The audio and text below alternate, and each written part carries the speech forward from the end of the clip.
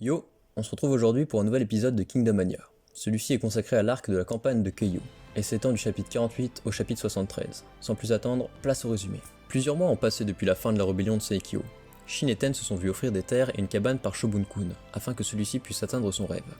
De son côté, Sei commence les préparatifs nécessaires à l'union de la Chine, et lance donc une campagne d'invasion des terres de Wei. Shin, désireux de faire ses preuves et ayant marre de s'entraîner en permanence, part pour ce qui deviendra sa première campagne. Il entrera dans le go de Taku, un capitaine de go n'ayant jamais perdu un camarade au combat. Il sera accompagné des frères Bi, des connaissances de son village natal, et de Kyokai, un mystérieux individu. Alors qu'il se dirigeait vers un château, celui-ci est conquis par le général Gokei.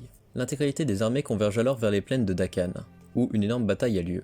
L'escouade de Shin est sacrifiée face aux chars de Wei, mais grâce à un plan de Kyokai et aux compétences de Shin, son go en réchappe, et gravit la colline surplombant la plaine, pour décapiter le général ennemi.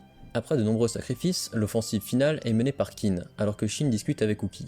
Les deux généraux des armées de Qin et Wei se font face, et le combat final s'engage. Dukyo, le général de Qin, supplante son adversaire et finit par l'achever, remportant cette bataille pour son pays et met fin à sa première campagne. Shin rentre chez lui et y retrouve Ten. Il a accompli des exploits au combat qui lui vaudront certainement une promotion. Tout d'abord, avec cet arc, Hara nous montre réellement ce qu'est la guerre dans Kingdom, et on la découvre au travers des yeux de plusieurs personnages. Tout d'abord Shin, il trépigne d'impatience et fonce dans le tas. De prime abord, on peut penser que c'est lui qui sauve tout le monde et qui est trop cheaté, fort de son expérience de l'arc précédent. Cependant, il ignore tout de la guerre, et de ce qu'est un général, et ne fait que se jeter dans la mêlée. Pourtant, il en a le potentiel, on y reviendra.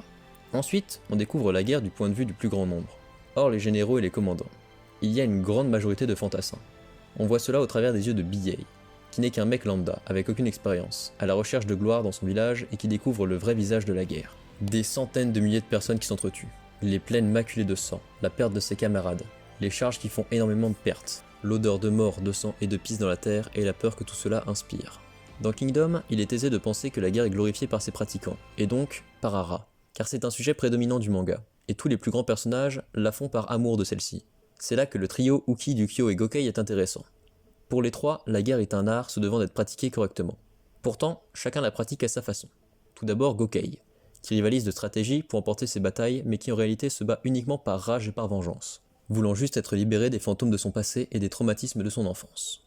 Tout l'oppose à Dukyo. Celui-ci est un général instinctif, sentant chaque morceau du champ de bataille et cherchant à allumer un feu avant de se lancer dans une charge finale qu'il mène lui-même, galvanisant ses hommes. Dukyo se bat car il est né pour cela. On le verra plus tard, mais pour lui, la guerre est tout ce qu'il a et tout ce qu'il désire. La guerre lui permet d'apprécier la vie et la vie lui permet de se complaire dans la guerre. Il s'amuse et attend de connaître réellement Gokei avant de l'achever, jugeant ses motivations trop superficielles. Lui, le stratège qui préfère affronter un ennemi supérieur en combat singulier au lieu de fuir juste parce que ses sentiments personnels se mêlent à la guerre. Uki quant à lui est un dissident, mais il explique à Shin qu'il existe des généraux stratégiques et instinctifs, à l'image des deux qu'il peut observer. Cependant, lui est d'un tout autre genre. Il s'approche d'un Dukyo, mais quelque chose diffère. Lui semble agir par impulsion. C'est un curieux, il est un électron libre et fait réellement ce qui lui plaît. Il apparaît alors comme un deutéragoniste aux motivations floues. La seule chose que l'on sait de lui est qu'il fait la guerre pour faire bouillir son sang. D'ailleurs, son lien avec Dukyo et la comparaison est facile, du fait qu'on sait qu'ils sont amis, et partagent l'alcool ensemble. Ainsi, il apprendra à Shin ce qu'est un général, semblant sentir le potentiel du héros, mais finissant par arguer que celui-ci semble bien incapable d'arriver à ses fins, c'est-à-dire devenir un grand général, malgré l'intérêt qu'il semble lui porter. Petite parenthèse pour dire que son humour me fait marrer à chaque fois avec ses Uki blagues. Pour Uki, le grand général est celui qui fait la bataille. Une guerre se limite à deux hommes qui s'affrontent. Les dizaines de milliers de morts ne tiennent qu'à ça. Il porte sur ses épaules tout ce poids et l'issue de la bataille dépend de quel général vient à bout de l'autre. La force de son armée dépend énormément de sa stature. Comprenant cela, Shin se tourne vers Uki et le voit tel un géant. Telle est la façon graphique d'Hara de nous représenter la puissance et l'expérience des grands généraux. Nous comprenons alors qu'Uki n'est pas qu'un clown, mais une réelle puissance militaire à lui seul. Le potentiel de Shin se mesure au point commun qu'il partage avec les deux grandes figures que sont Dukyo et Uki. Il comprend et apprend rapidement les mots d'Uki. Il possède un excellent instinct durant la bataille, sentant arriver les chars, sentant l'aura d'Uki et pressentant le besoin de sa présence lors de l'affrontement final. Sa force aussi est extraordinaire. La 4ème armée lui doit sa survie en réalité. Il a su percer les défenses, organiser les rangs, mener les hommes et vaincu les chars. Il arrive même à bloquer les flèches d'un des meilleurs archers de Chine.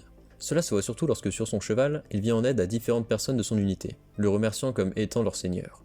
Shin inspire le respect de son aura et est comparé aux grands de ce monde, grands de par leur noblesse en comparaison aux héros grands de son aura.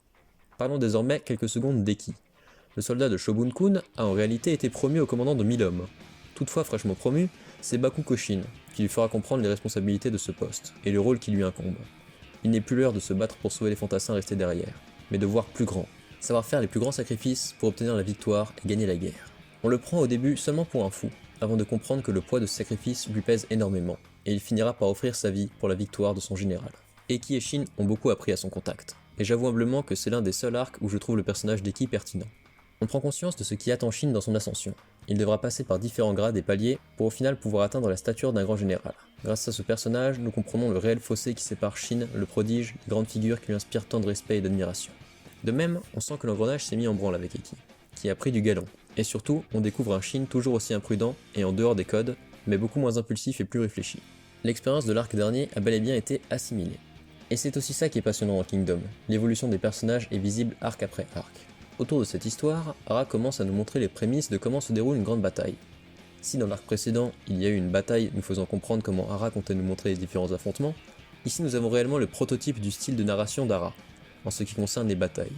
Tout d'abord, le côté stratégique est bien plus développé qu'à l'arc précédent, avec par exemple la tactique des Go, une véritable technique utilisée par les royaumes combattants consistant à faire des équipes de 5 membres pouvant ainsi se défendre par elles-mêmes peu importe la direction de l'attaque ennemie. Ou encore les visuels montrant la position des différentes armées de Qin, l'utilisation de la cavalerie, des fantassins, le fonctionnement de l'armée en général, loin du groupe de 100 pégus des montagnes dirigées par Sei, et la stratégie de Dukyu face à celle de Gokei, même si tout cela reste très primitif. Ensuite, la politique aussi prend une autre stature, car elle est élargie à la Chine entière.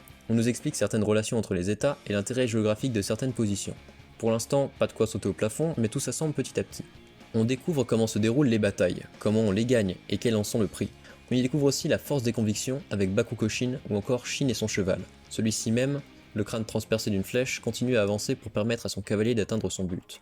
Ce deuxième arc nous aura également présenté la dichotomie de la guerre, son visage horrifique mais aussi ce qu'elle procure de meilleur aux hommes. Tout cela mené par le trait d'Ara qui prend en finesse et sa représentation de la puissance. Le tout est très vivant et palpable, et donne envie de voir la suite des aventures de Shin. Mais ça, ce sera la prochaine fois.